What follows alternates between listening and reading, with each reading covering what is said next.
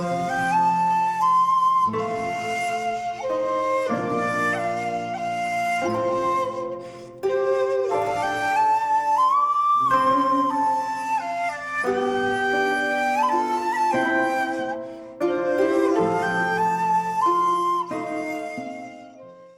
there, this is Solitary Ronin from Solitary Ronin Films, and welcome to another episode of Backlog Cleared.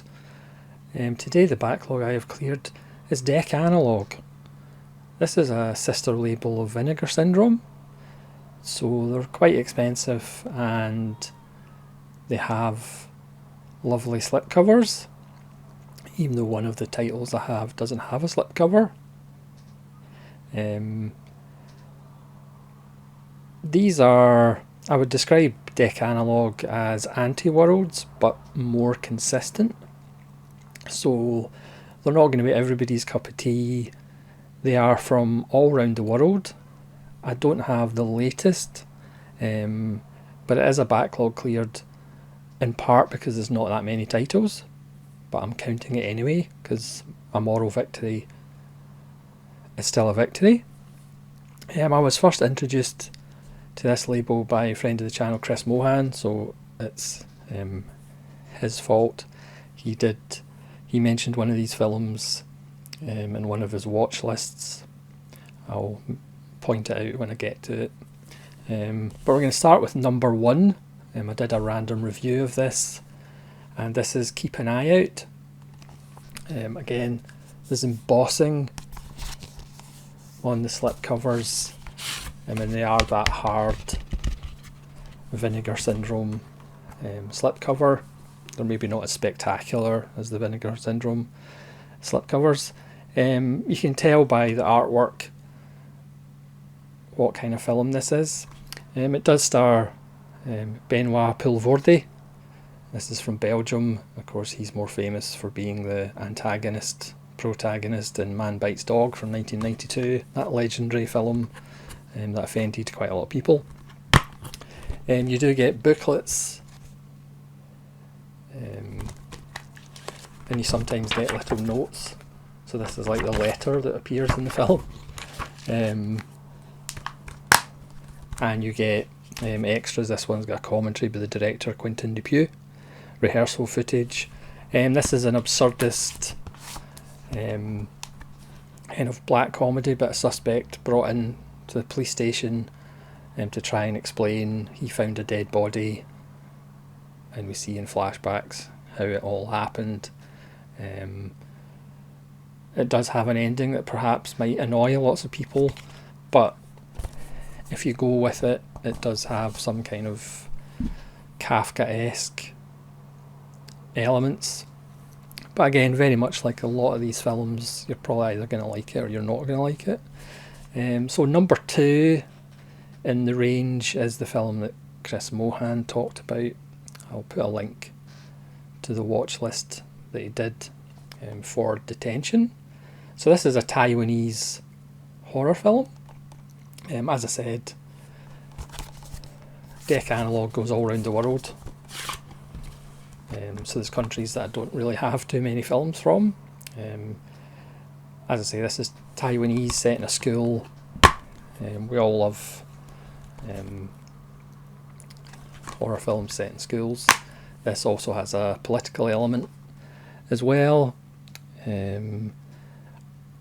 I believe this was from a manga or a comic, I believe, but I could be wrong. There's an extra port of origin adapting Detention, and then the making of, and then the visual effects, and a trailer. So it's a really lovely, atmospheric little horror film from Taiwan. Next is number 3, and we actually get 2 films for the price of 1, and these are from Romania. We have A Month in Thailand, which, very much like Alain Rennie's My American Uncle, the title is more a dream of the characters rather than the actuality of the film. And the other film is 2 lottery tickets. again, when I was looking at this in eBay, I actually thought all of the editions were somehow water damaged, but it is actually just the design of the slipcover, which initially threw me. So there's 2 lottery tickets, and then you get a month in Thailand. They're each on separate discs, so you have the booklet and they're each on separate discs, which is nice. I much preferred 2 lottery tickets, which is again a kind of absurdist comedy about 3 friends who are in different situations of unhappiness, and they happen to win a lottery ticket, but then they lose the ticket, and the film is them trying to get the ticket back. Again, if you like absurdist humour and offbeat humour, you're going to really like 2 lottery tickets, and if you don't, you're probably not going to. A Month in Thailand is more a relationship piece, and that's probably why I didn't like it as much as 2 lottery tickets. 2 lottery tickets is a load of fun with genuine laugh out loud moments. A Month in Thailand is solid, but again, probably not my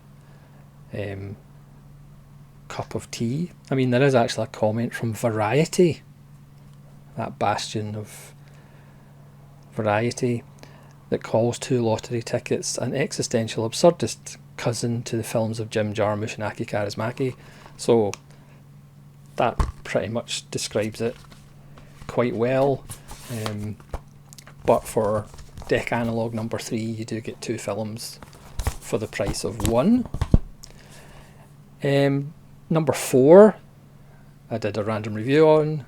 It's Take Me Somewhere Nice by Enya Sandarevic. This is Bosnian, or Bosnian Netherlands. So again, as I say, you do get around the world with Dekanalog, which for a US label is something that can be applauded. Again, in my review of this, as a Bosnian girl who left and lives in the Netherlands and then goes back to visit her father in hospital, this is kind of wonderful. Again, a little bit offbeat, but the good thing about this is it contains Senderevic's short films, which are actually very good for short films, because as I said in that random review, sometimes short films are like watch once, never watch again, but these ones are actually very good. So that's Take Me Somewhere Nice, which is number 4. Number 5 is the best film in the range, and one that obviously piqued my interest when I saw it was released by Dekanalog. That's Corrida's Air Doll, because obviously I need another edition of Air Doll. I haven't seen most of Corrida's films, but this is my favourite. It's just a beautiful film, handled classily by Corrida, and this is pretty much the same extras that are on the Region B release that was out earlier, and this is just a wonderful film.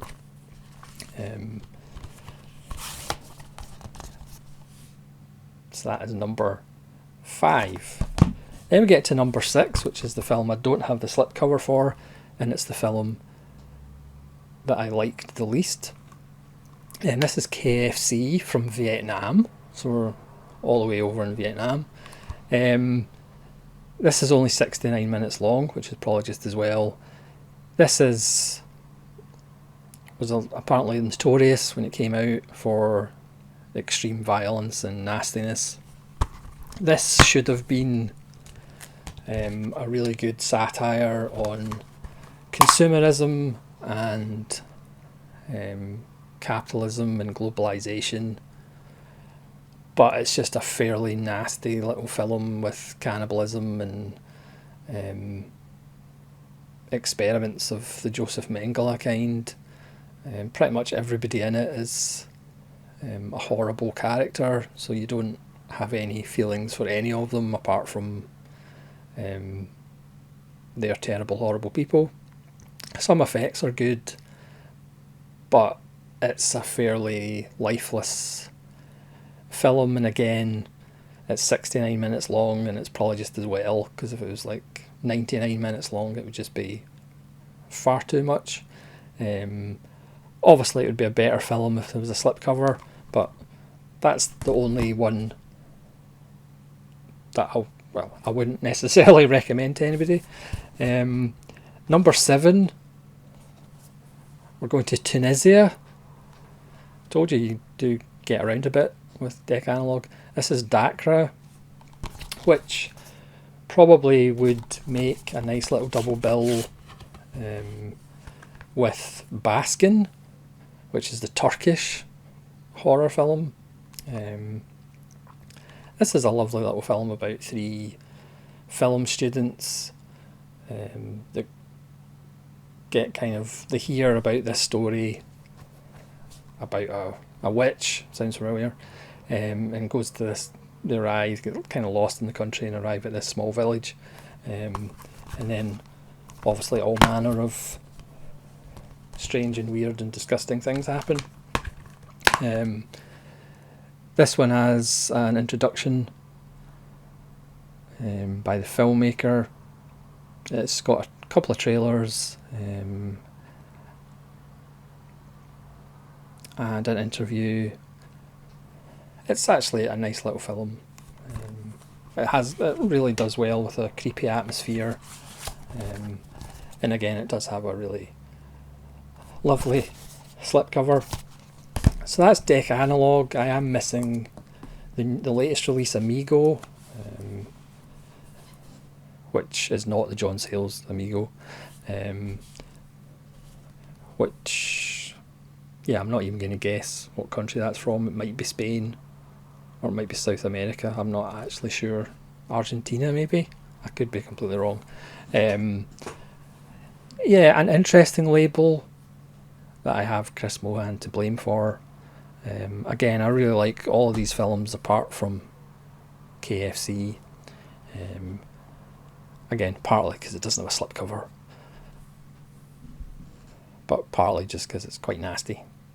So thanks very much for watching. Please let me know what your favourite Dekanalog film is, if you have any of them or have seen any of them, and hopefully you'll join me again as I slowly get through my backlogs.